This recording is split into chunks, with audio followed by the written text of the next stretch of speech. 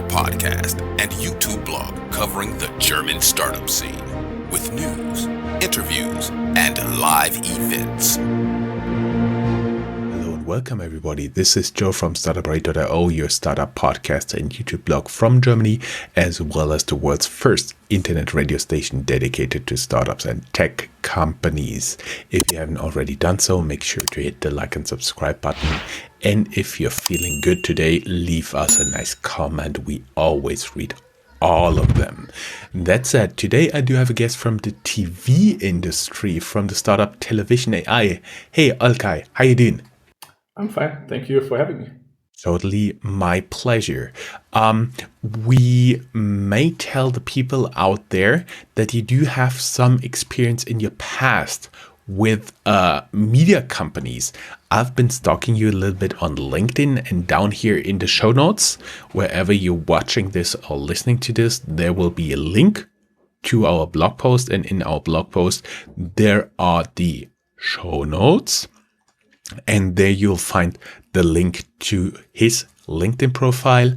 And I found there, for example, Axel Springer, a big media corporation here in Germany, also an active startup investor. Funke Digital, also a publishing house, I would say, usually newspapers, as well as the tech company Ericsson. Can you tell us a little bit about your life and how it brought you to today, your position as CEO and founder of Television.ai, and then we get into what you guys are actually doing there? Sure.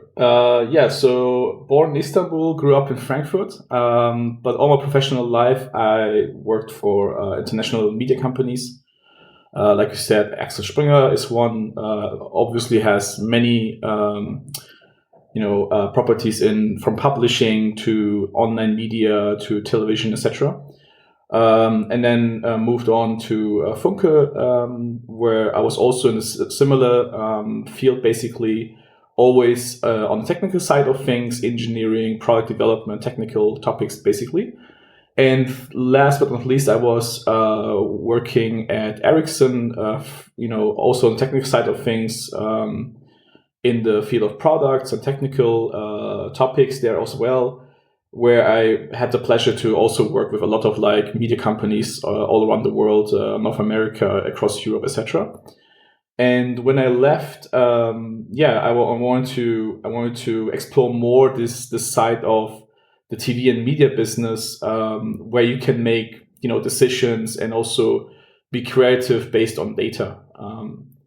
And so that's how the whole journey with Television.ai started. So then basically founded the company and looked at the market, what's required, and started hacking and building and getting feedback from the market.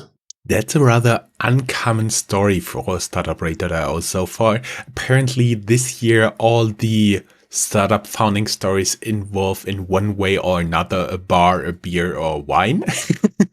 And secondly, there is also usually the case that people bump during their professional life into problem and they want to solve that with the startup. Was it the same for you? Right. So you could say that the problem came in a different shape. So I saw when I was working in these media companies that a lot of big new players, especially from North America, entering the European market, they would come very well equipped when it comes to technology, machine learning, computer vision, to make their decisions on, what to produce, what should be, what should a thumbnail look like, even produce trailers, etc. Like look at Netflix, making even the creative decisions largely on data points extracted using machine learning and computer vision models, and then combining that with the power of human intuition and to make great decisions, amplifying human capabilities basically. And I always wanted that also in Europe, and didn't see that much. Of course, there are exceptions, of course. But I wanted to contribute to that basically. And I would say the problem there was really, I wanted to see that to be present in Europe, and I didn't see that. And while I was working across Europe with all these different broadcasters and publishers, and that was the main, like the reason why I thought maybe it makes sense to build something where we could be the one, helping these broadcasters. And that's the origin basically of Television AI, that we wanted to have be one little part that would contribute to that transformation and help these broadcasters and publishers to make the same type of decisions based on data, supporting their creative teams and operations and data and content teams with these great tools, leveraging machine learning and computer vision to make even better content decisions, basically. I see, and we may add that today's video is sponsored by Invest in Hessen, since you guys are headquartered here in Frankfurt. For many people, it may sound a little bit strange, but actually there is a big scene here in Frankfurt, Rhine-Main area of companies working with TV, radio, or video productions. Many people may know the dragons from Game of Thrones. This was made by Pixomondo, also a company originating from the Rhine-Main area, still with offices in Frankfurt, but now spread across the world. So you guys are helping television stations to apply AI. Is that what you guys are doing? Exactly, and what we also do is we just don't want to be like another AI company in the media scene. What we want is, and that was also one of the things I wrote down in the beginning, was that if we don't find a reason, specific use cases where we can help these companies, then Television AI doesn't deserve to exist. Basically, it has to die then. But then we found, I would say last year, these niche use cases where we can actually be very pragmatic and have concrete examples of problems or pain points that we can help with. And there are like 3 or 4 of them. One being, creating automatically,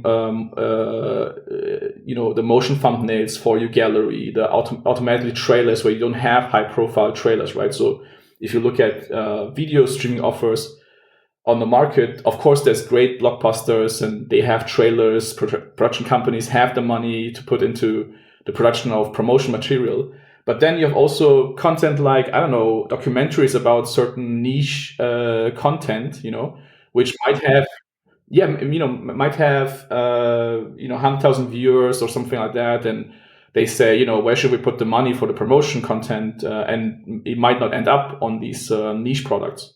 So what we want to do is there, for example, in order to ensure a great user experience for all the audience, not just those that are interested in the higher blockbuster, the blockbusters and what have you. We want to say, okay, for those you have a trailer, but for the other ones, you might be able to leverage machine learning, computer vision to give you a great substitute that looks good enough, and sometimes even great, that works great in your product, and you resolve the issue of having this bias of the great content gets all the promotional content, great key arts and trailers and what have you, and then a niche product where we have maybe like, I don't know, 100,000 viewers or something, doesn't deserve to get the promotion material at the end. So what we do is, hey, let's spend a little bit of money and automate that and have a great substitute there. And then what ends up happening is that across your product, if you want to, whatever you want to watch, you can provide the same experience. There will always be a trailer. There will always be like great thumbnail, etc. That's the goal there. I am trying to think how I would describe you guys. One option would be you are helping with automation, small budget productions to look professional in terms of like trailers, thumbnails, and so on. And the other one would be a more business-like description that you guys are helping the long tail of the video production to look professional, to apply AI there. Would you agree with both? Yeah, I think that's fair enough. Well, what I usually say is that we provide an AI-powered video editor in the cloud, and we help you then with these specific cases where it's a lot of like manual work, or where it's not justified to put the money in for all the video editing. That's where we help you basically. So like I said, we provide you with an automated way of creating motion thumbnails, automate trailers, and also with news clips, which is the recent finding is where we help publishers and broadcasters to create these news clips. You've probably seen them on TV or online media, 60 to 90 seconds. There's a voice reading out some news, and then suitable to the topic and the things mentioned in the audio voiceover, you see the right pictures. If they talk about the production of or distribution of COVID vaccine, you might see some laboratories filling up the packages and what have you. And what we do is basically, instead of someone sitting down for 2 hours to find the material, find the scene, cutting it so that at the moment when the voiceover speaks about a certain topic, the right picture is seen. That takes maybe 2 hours, let's say, or 3 hours to create a clip. And we can do that in like 5 to 10 minutes or even less, because we look at the video automatically, every frame, every audio wave, etc. And we look at the article that has been written. We create a synthetic voice, basically, and then suitable to what the voice is actually talking about or narrating, then we find the right moment.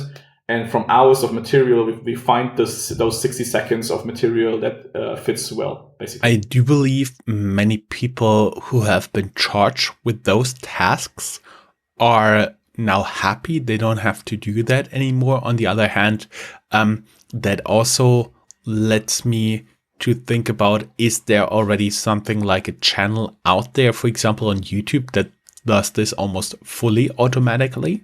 Right. So that's actually one of the great things that we see is that the editors are very happy with that, right? So imagine, let me just describe you this persona. Imagine there is a young editor writing the article, and typically at these publishers, what they do is they write the article and it's great and the content is, amazing, but it's text form. And the problem is that when you publish that text, basically, you are less likely to be discovered on Google and Bing and what have you. People only read the article and that's it. But if you have pictures and especially videos, there's much more engagement. People are, staying on your website longer. It's great for your ad numbers and all that, right? Because people spend more time on your website when reading the article. And also you get the benefits also that Google and Bing and all these aggregators will find you much more likely and position you on top, basically, because you are much richer in terms of the content, basically. And creating these videos is often not a wise decision, because you never know, will that article actually bring enough views and ad views and clicks and what have you in order to justify the cost to produce that 2-minute clip. But if you drop that price to 10% of the original cost, then it's a no-brainer, because then the cost is so low. And the great thing also on top is that the person writing the article can now also create the video. You don't need to bother your colleagues who want to actually create the great videos and not your 60-second video for your article. Instead, you can do it right away without even having the expertise in video editing. And then for the editor-in-chief, it's great because the staff is now empowered to create videos, while in the past they were only creating the text, basically. And it was always for the editor-in-chief a risky bet, because if I have 2,000-3,000 euros per day to create videos, which of my articles should actually get the video? Now with Television.ai, you can just say, the cost goes so much down, I can create a video for all my content, basically. So it's not a risky bet anymore. That means you enable stations like with full-time news staff to flood basically the internet with their video content. Right, exactly. So they can take the material that they already have, the articles that they're already writing for the newscast and what have you, right? Or they might even create new articles, but the final thing is that you have a totally different, much more powerful tool set where you can create all these videos without the additional overhead of money and communication and team and what have you. Instead, people writing these articles can now also create the video. So, yeah. That sounds pretty interesting. Are you right now limited, like in terms of cooperation partners to Europe, to Germany, or can any radio, TV station, whatever, reach out to you globally? Yeah, you can reach out globally. We support, I think it's over 70 languages. And so you can, and then also the visual components are not limited to language. So a car looks like a car in Germany the same way it looks in the US. We even had some very interesting POCs in India, and I remember this one prospect from Texas who runs a rodeo channel, and they were quite happy with the results. But the problem was that it was more like a staff thing, that they said it's not the right time, but they were super interested that we were able to create trailers and clips for the rodeo channel, So that was so it's not limited. Please just reach out to us and we can arrange something. Talking a little bit about Television AI, the company itself. How many guys are you right now? Oh, it's super small. It's basically just depending on how you count, it's 2.5 people. It's super small. We leverage a lot of like open source projects, and we're super pragmatic. The initial funding was my own money, basically. So we didn't receive any funding so far. The only thing we do is we have a we work with Microsoft as part of their startup program, basically, which gives us access to technical advice and resources in the cloud.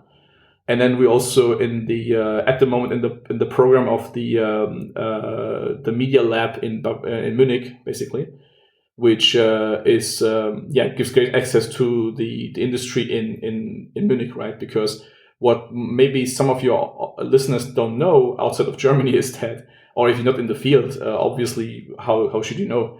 But a large part of the media industry, all these public broadcasters and pay TV stations and private broadcasters are actually based in Munich or Bavaria, let's say. The sorts of like Sky and ProSieben and all these folks. And so it gave us great access to that network, basically. So we could leverage those connections and then test our hypothesis if we're actually doing the right thing. And it looks like we're on the right path, I would say. So we see a lot of like traction from different areas, but I think the product is now finally coming to a point where we have the right stickiness. So like I said, once editors have access to this tool, they love it. They don't want to give it back. They want to extend POCs, and they beg their colleagues to actually get this software in the workflow, in their tool set. So we're on track to get there. I would say, I don't want to talk too big, but we create a clear value for the editors, so their life gets better with Television AI. That is a good quote. The life of editors gets better with Television AI. That pretty much sounds like you are on the step to start real scaling there. Are you currently looking for external investors? Right. So, like I said in the beginning, the funding was my own money, and what we want to do first is we want the stickiness before we scale, basically. Because having millions of euros in the beginning doesn't help you if the product is not sticky. But if you get later the money and you have a sticky product, then the money will multiply your reach quite nicely. And so at the moment we're not looking for money, but I think in the next 3 to 6 months there will be serious steps to reach out to our network. We're already talking to some of the investors, let's say, across the globe, but we always tell them like we're not looking for money right now, but we want to establish a network of investors that once we decide to seriously look for money, and that we would then reach out to them. But if there's someone in the audience that is interested to talk to us, please feel free to reach out. So that would be super interesting, because at some point our customer acquisition cost will go up, and so at that point, like it is for all these B2B SaaS companies, your customer acquisition cost will go up, and the money that you need to get your customers or prospects in the funnel and then push them through the funnel. So at some point, you will need money upfront. Mm-hmm. I see. That sounds like a Series A closing end of this year, beginning of next year. Let's see. We'll see. Aha. So, okay. It was just a pleasure having you here on Startuprad.io. All the best for you and everybody who's drawn in by the trailer of this video. We can tell them that we made it with your tool. Thank you very much. Greatly appreciate it, and best of luck, and let us know when you raise your funding. Will do. It was a pleasure. Thank you for having me. My pleasure. Bye-bye. If you are a professional looking at the European startup scene, Germany is a place you cannot miss. Fortunately for you, there is Startuprad.io, the authority on German startups. This English-only podcast brings you fresh interviews each week. Most likely, you have never heard or read anything on these startups before in English, but you will in the future. Be ahead of the curve and subscribe to Startuprad.io podcast, or check for the Startuprad.io internet radio station. Check your Alexa for the Startuprad.io skill as well.